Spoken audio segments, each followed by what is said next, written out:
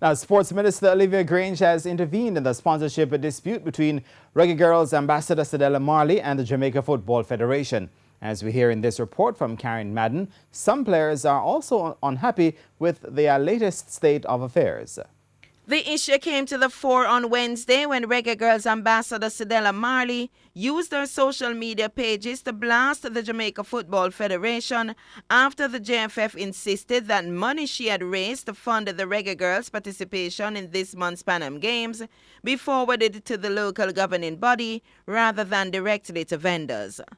According to Marley, she had reached an agreement with sponsors who were adamant that their money be paid directly to vendors, but the JFF countered that per diem must come through the Federation in keeping with FIFA regulations. Sports Minister Olivia Grange is urging an early resolution to the matter. I've spoken to both Cedella Marley and the president of the JFF, and they both have certain concerns.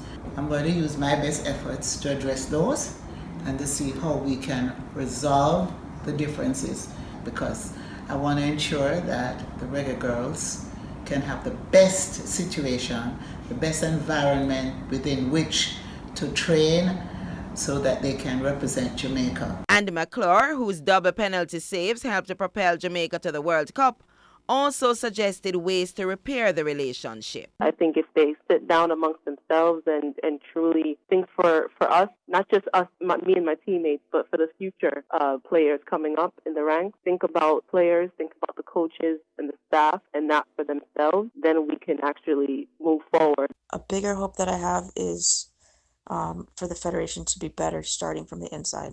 Elections are coming, and we won't see changes and advancements in the sport externally until we see changes internally within the Federation. The only way to see change is to completely remove the source of the problems. It is important that people understand we need new decision makers in order to see the advancement of football in Jamaica on all levels.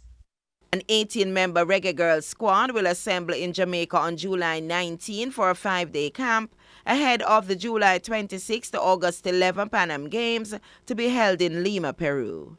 Karen Madden, TVJ Sports.